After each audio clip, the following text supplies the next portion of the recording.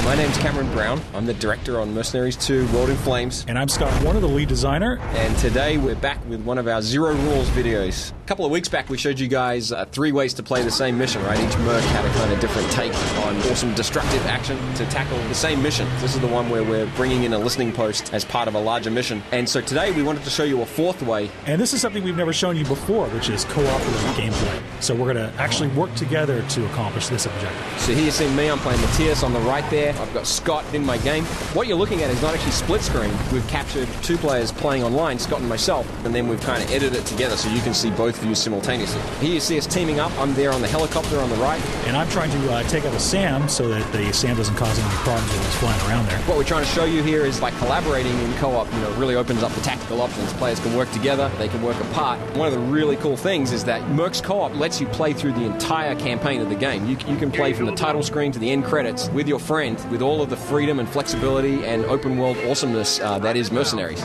So right now I'm actually in Cam's helicopter flying around, but you have a great deal of freedom to be able to move around and do things as you like, as we're going to show you.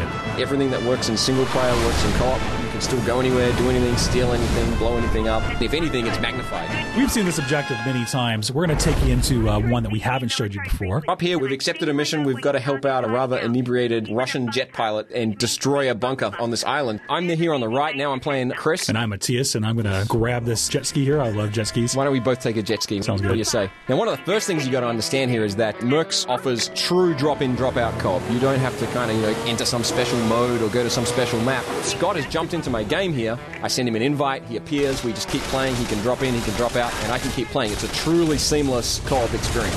So we're going to work collaboratively here because, man, there's a tank. Playing a bit of hide and seek. But fortunately, because we're playing cooperatively, Cameron has gone up and manned that artillery rocket, so he's actually firing away. I'm going to save your ass, Scott Warner, once again. Yes. These kind of opportunities to help each other out and collaborate are endless and very, very emergent in the game. Just like in the single-player experience, we don't put a lot of restrictions. It's really designed with co-op in mind, so we really don't make a distinction between single-player and co-op. Whether you're playing the single-player game or your buddy jumps in, there's a plethora of options for you. We give you a specific goal. In this case, you got to collect some airstrike munitions, and then you call in an airstrike on a specific bunker.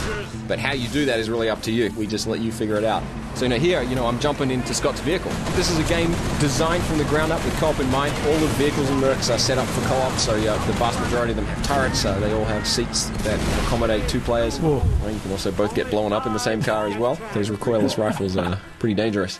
So players can really stick together. Obviously it's co-op and you're working on the same objectives, but you can also split apart. The game world is designed such that you guys can be a long distance apart, running around supporting each other or completing separate objectives. Or if I get really tired of the entire experience, I can drop out anytime I want and not affect his game. It's true drop-in, drop-out co-op. But let's say Scott had a phone call, he had to go out to dinner or something like that. he can just drop out of my game, I can keep playing, doesn't interrupt me at all. When he wants to come back, he just appears in my vehicle or in the world with me. What the hell are you driving, dude? It's, it's completely awesome. Whoops, I can't drive it. One of the other very cool features of Mercs is, since you're not a soldier, you're not limited to military equipment. If you want to bring a monster truck or some other kind of crazy vehicle into the mix, you can do that. There we go.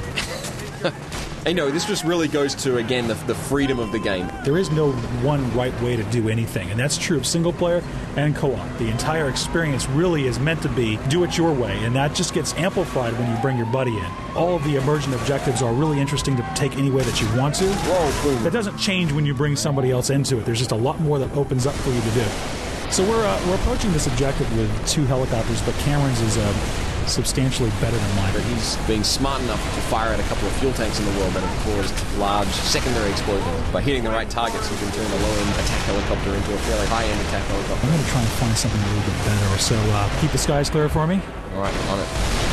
So now watch this trick. Here's something you can only do in Mercenaries co-op play. All of our attack helicopters have a winch, and so of course, because we never say no to the player, we always say yes. Can you pick up the tank that your buddy's driving with the winch so that he can fire on targets he may not otherwise be able to reach? Of course you can. Yes, I can go ahead and shoot away as sort of like a winchable turret.